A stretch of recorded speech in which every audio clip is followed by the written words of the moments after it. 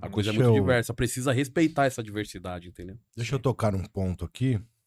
Você ficou nacionalmente conhecido, especialmente depois do episódio aonde um grupo de ativistas, autoproclamado Revolução Periférica, numa, numa manifestação de ação direta, ateou fogo na estátua do Borba Gato, localizada na zona sul de São Paulo, no distrito de Santo Amaro.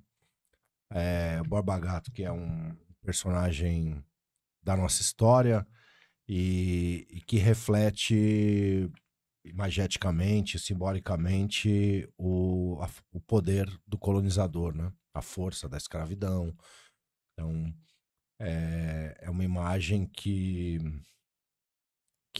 traz essa coisa do bandeirante como desbravador, o conquistador, o espírito bravo e valente do povo brasileiro só pode advir dessas pessoas, né? Então, constituiu-se essa imagem dos bandeirantes. A gente está em São Paulo, né? Especialmente aqui, muita coisa leva nome de bandeirantes, né? Então, a própria rodovia dos bandeirantes, ela corta nações indígenas, né? Se você reparar, olhar ali no mapa, né? É o que a gente tem.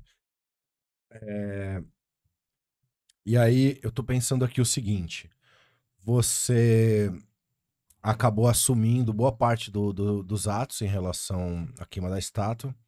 Por consequência disso, você e a sua própria esposa e mais algumas pessoas envolvidas nesse caso acabaram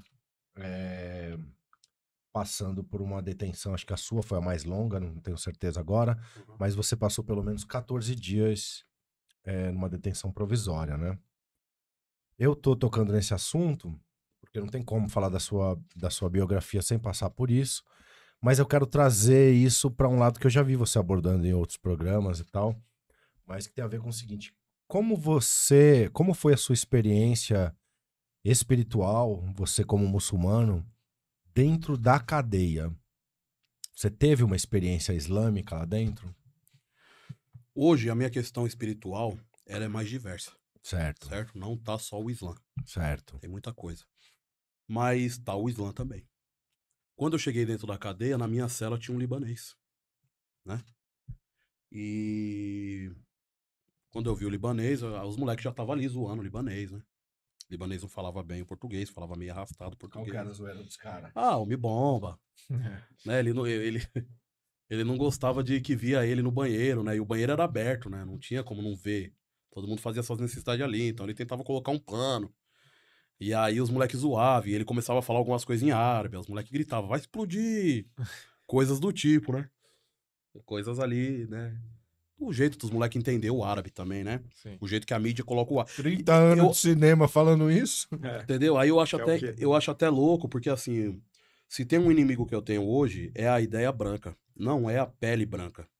Nem nenhum fenótipo da Europa. Mas a ideia branca, a ideia de colonização, a ideia capitalista, a ideia imperialista.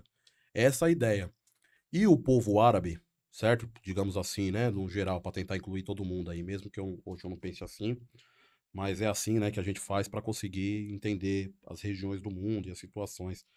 Também é afetado pela ideia branca, né? Tanto que a ideia branca vai dizer que o árabe é homem-bomba, vai dizer que o árabe isso, aquilo e tal, tal, tal, que o árabe é mão de vaca, que o árabe não sei o quê e tal, tal, tal. Vai criar uma série de preconceitos, porque o que precisa ser favorecido economicamente no mundo é a ideia branca e não a ideia árabe em si, entendeu?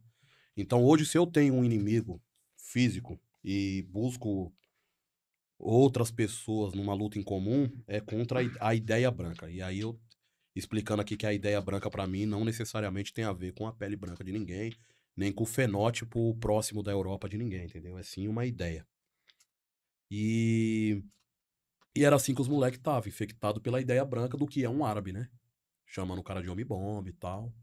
E aí eu comecei a conversar com o cara meio que entendia, não entendia. Aí eu falei a Surat al-Fatiha, né? Aí ele arregalou o olho, falou, salam aleikum, você é muçulmano. Aí eu liguei que ele era muçulmano. E aí a gente começou a fazer uma oração junto ali na cela. Uma cela pequena, né?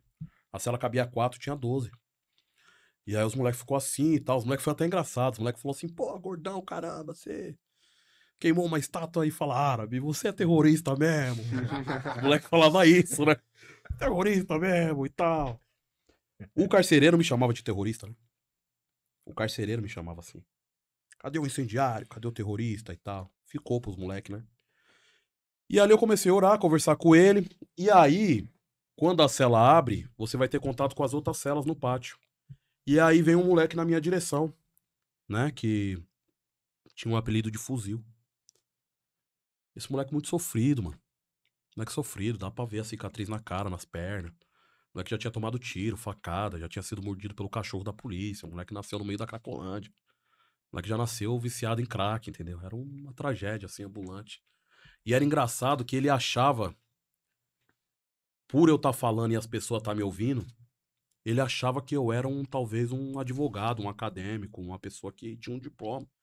E aí ele me fazia uma pergunta, essa pergunta até hoje não sai da minha cabeça. Ele falava assim, Galo, você acha que eu vou ser absorvido? Mas o que ele queria dizer era absolvido, tá ligado? E aí ele me contou a história dele, né, mano? O que tinha acontecido. E a história dele era trágica. Complicado. O processo dele tava difícil. Mesmo eu não sendo advogado, por tudo que ele me contou, eu falei, muito problema, irmão. E aí ele falava assim, Galo, fala a verdade pra mim. Você acha que eu vou ser absorvido? E eu entendia que ele tava querendo dizer absolvido. Mas de fato mesmo o que tava acontecendo com ele era o que ele tava dizendo. Ele tava sendo absorvido. Ele tava sendo absorvido de fato, né? E aí eu respondi assim, eu falei, tipo assim, eu não queria dizer a verdade, mas ao mesmo tempo dizendo, eu falava assim, irmão, você vai ser absorvido, irmão. Tá ligado, mano? O bagulho vai te levar, parça. Felizmente. E aí, só que também não querendo dizer, né? E aí ele me falou assim, você tá falando ali com o árabe? Falei, tô, você é muçulmano também? Falei, sou, meu avô é muçulmano. Falei, seu avô é muçulmano? Ele meu avô foi pra Índia. Eu falei, seu avô deve ser hindu, então ele, não, eu vou ter um tapete, ele ora 5 vezes por dia. Ele tem um livro lá verde com os negócios árabes escrito, ele é muçulmano mesmo. Um dia eu quero ser muçulmano igual meu avô. Ele era um moleque bem simples, assim, né? E aí ele falou assim, como é que você virou muçulmano? Aí eu comecei a contar a história do Malcolm X, do começo ao fim. E a história do Malcolm, mano, ela é impressionante, truta. Ela é impressionante, o cara vai parar na cadeia. O cara tem vários nomes. O cara é o Little, depois o cara vira o Red, depois na cadeia ele vira o Satã. Depois ele vira o Malcolm X, depois ele vira o El Haj Malik, que é o Shabazz. Então a história do Malcolm é uma saga muito impressionante.